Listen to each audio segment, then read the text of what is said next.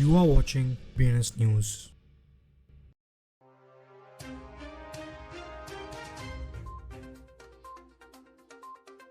Welcome to today's crypto news. चलिए पहले हम देखते हैं आज की headlines. North Korea bag Lazarus Group's link to $305 million DMM Bitcoin hack. Russian Senate's leaders predicts use of CBDCs in BRICS payment system. Solana-based AI project Grass ने close beta को final report announce किया। OKX wallet ने Solana based restaking network Solayer के साथ integration announce किया। Vietnam ने digital payments above $390 के लिए फेशियल रिकग्निशन मैंडेट किया। मेटा प्लैनेट ने बिटकॉइन होल्डिंग्स को $2.4 मिलियन परचेज के साथ एक्सपैंड किया। Guernsey post limited editions crypto stamps launch करेगा। कानालैब्स एप्टॉस एग्रीगेटर ने SK टेलीकॉम टी वॉलेट के साथ इंटीग्रेशन किया। इथीना डिस्कॉर्ड हैक हो गया, यूजर्स को एडवाइस किया गया कि कोई लिंक्स ना क्लिक करें। स्किल्ड AI ने $300 मिलियन फंडिंग अनाउंस किया जेफ बेजोस और सॉफ्ट बैंक से to build robot brains. US Treasury very attentive है रशिया के क्रिप्टो करेंसी यूज पर, येलेन ने कहा। यूनिस्वैप माइलस्टोन 2024 में 7,25,000 यूनिक टोकन से ज्यादा स्वैप हुए। Japanese crypto exchange DMM bitcoin के $305 मिलियन एक्सप्लॉइट को नोटोरियस Lazarus ग्रुप ने अंजाम दिया, जो हो सकता है।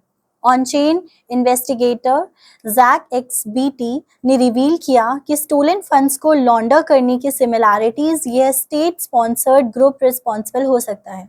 Valentina Matviyenko, chairman of the Russian Federation Council, ने नेशनल डिजिटल करेंसीज जिसे CBDCs भी कहा जाता है के रोल के बारे में बात की कि in increasing the use of national currencies in BRICS trade.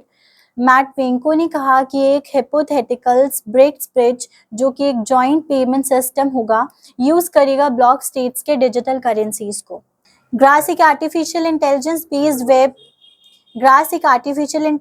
Based web crawling project जो सोलाना नेटवर्क यूज करता है, ने अपनी क्लोज बीटा वर्जन को एंड में अनाउंस किया with its final report.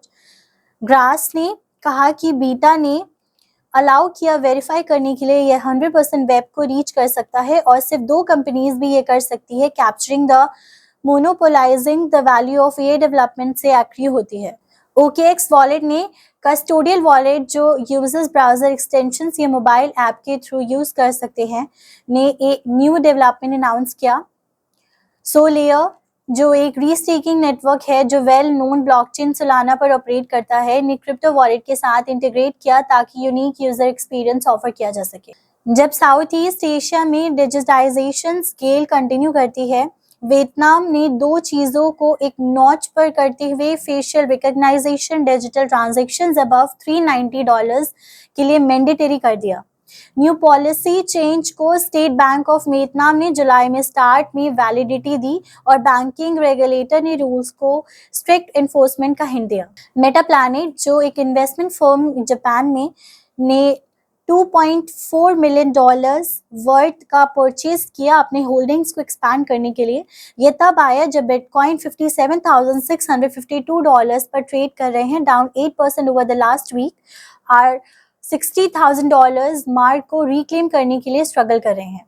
ग्रियोंसी post जो पोस्टल सर्विस है for the island of Guernsey in the Channel Island, set है पहला पोस्टल ऑपरेटर बनने के लिए in the British Isles to introduce crypto stamps merging traditional stamp collecting the digital non-fungible tokens.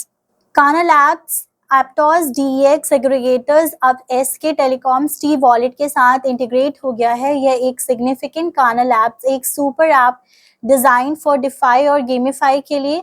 इसका M है build करना the future of Web3।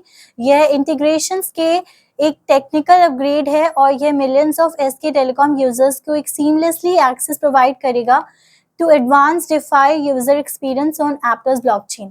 That's all for the today's crypto news. Stay tuned for more updates.